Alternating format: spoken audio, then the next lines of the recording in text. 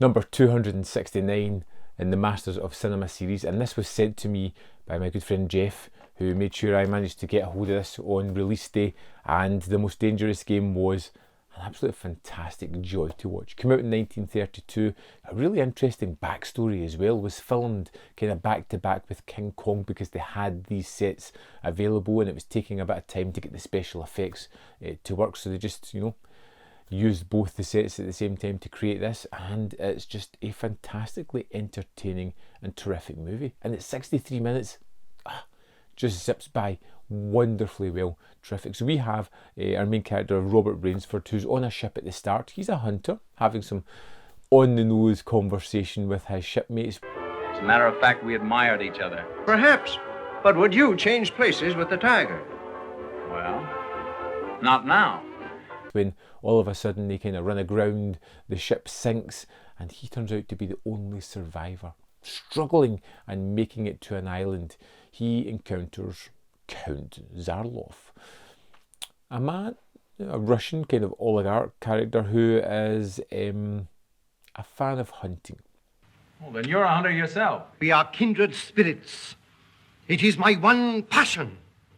Who has many conversations with Robert because he senses the hunter within him as well. And he talks about how he reinvigorated his passion for hunting by hunting the most dangerous game. And although he never out and out says it at the start, we already know where this is going. We've seen countless movies like this.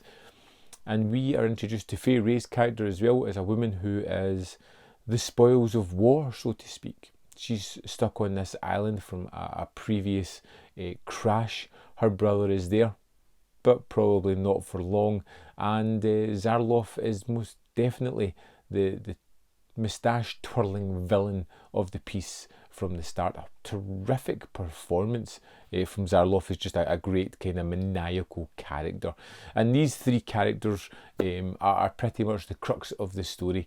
There's a wonderful moment in this with Zarlov as he talks about having to give the prey a jolt as he leads them down to his trophy room where he has vats with their heads on show, just to let the people know that this isn't a joke and that, pretty soon they'll be running for their life.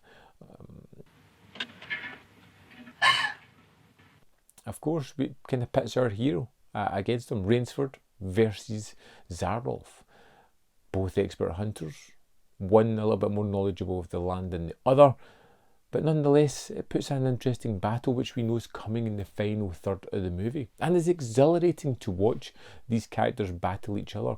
There is an almost chess-like quality to their battling through hunting techniques, whether it be setting up traps, spotting traps, trying to figure out the person's next move, looking to hunt in different ways depending on the prey. It becomes really exciting and thrilling later on.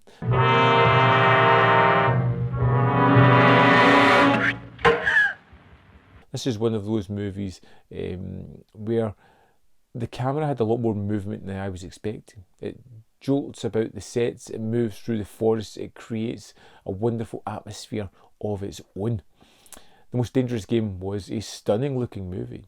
It was a fantastically entertaining film. It is a story that has been made so many times, but it's been reimagined or retold so many times because it's a great story. It's one that you want to enjoy. I utterly loved watching The Most Dangerous Game. Watching it once wasn't enough. I had to go back and instantly watch it again because it was such an absolute joy.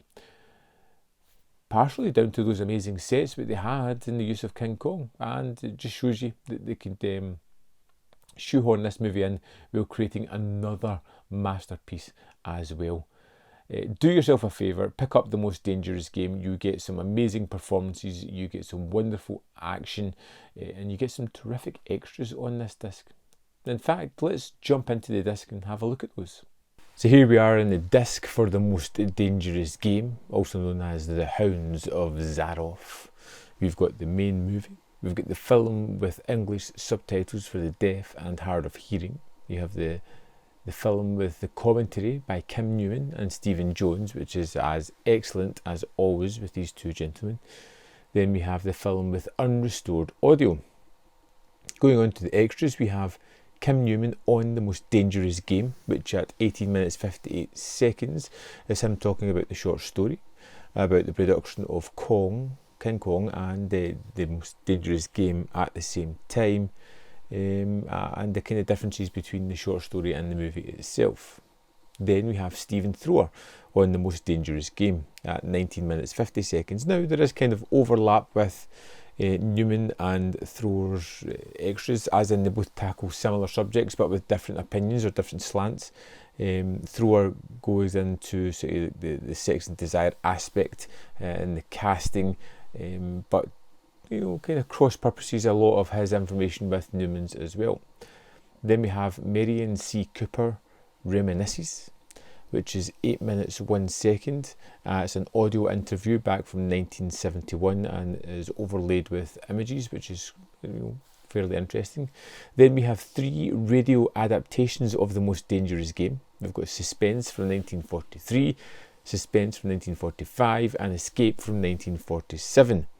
And these all run just around about the 30-minute mark. I would say my favourite is probably the Escape version. I just kind of preferred that, but it's nice to see these added on the disc. I always love the radio adaptations, the effects that they add in, the music, they just make it great. And then we have the trailer, the German theatrical trailer on this disc as well. And that is it for the disc contents of The Most Dangerous Game. So there we have it.